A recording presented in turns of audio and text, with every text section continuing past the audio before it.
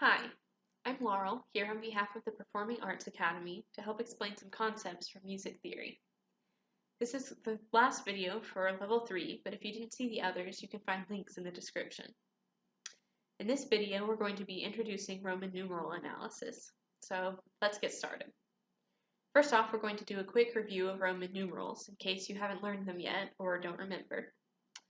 In Roman numerals, we start with 1, which is represented with an I. For 2, we don't have a new character. Instead, we just add another 1 to our first one, so we get I.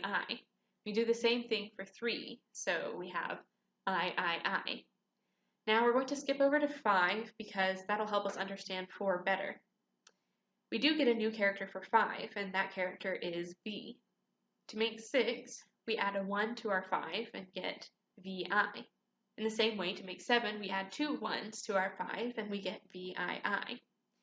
Now, 4 is a little bit different. Rather than having 4 1s, what we have is basically 1 before 5. So the Roman numeral for 4 is IV. Do you see how that's 1 before 5? That'll help us remember what 4 is. For the purposes of Roman numeral analysis in music, we only need to know 1 through 7, so that's as far as we'll go with these for now. But another important thing to note is that these Roman numerals represent the same number whether they're uppercase or lowercase. That's going to help us in our analysis because we can use uppercase and lowercase to indicate different kinds of chords. So let's jump right in.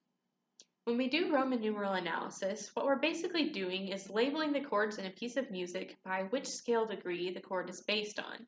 And when we say scale degree, we're just talking about what numbered note in the scale we're looking at. So let's start with an example in C major. If our chord contains C, E, and G, what chord is that? It's a C chord. Now, since C is the first note in the scale, since we're in C major, we would call this a 1 chord and label it with the Roman numeral for 1. Say we have a chord that contains G, B, and D. What would that chord be? It would be a G chord. So what scale degree is G in the key of C major? Well, if we count up from C, we'll find that it is the 5th scale degree. So we would call this a 5 chord and label it with the Roman numeral for 5. Now, you may have noticed that I said Roman numerals mean the same thing whether they're uppercase or lowercase, and yet we used uppercase Roman numerals for both of the chords we just labeled. That's because in Roman numeral analysis, we use upper and lowercase to say something about the kind of chord we're looking at. Both our 1 chord and our 5 chord were major chords, and that's why we labeled them with uppercase Roman numerals.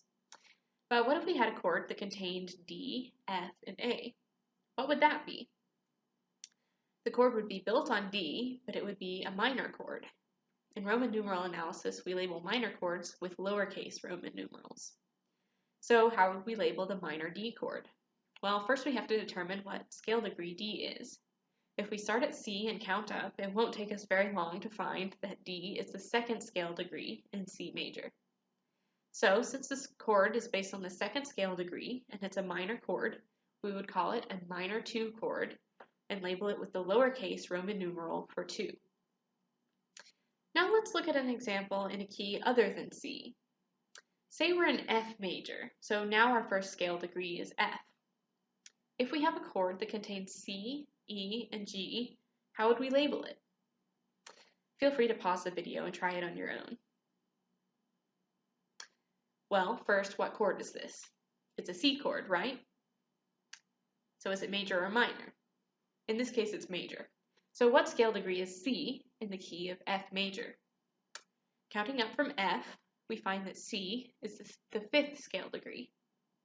So, since this is a major chord based on the 5th scale degree, it would be a major 5 chord, and we would label it with an uppercase Roman numeral 5.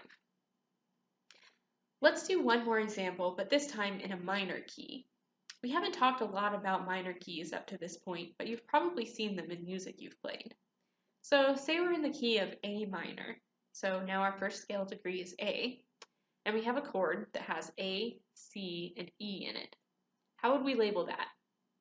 Well, it's an A minor chord, and A is our 1st scale degree. So, since our chord is a minor chord based on the 1st scale degree, we would call it a minor 1 chord and label it with a lowercase Roman numeral 1.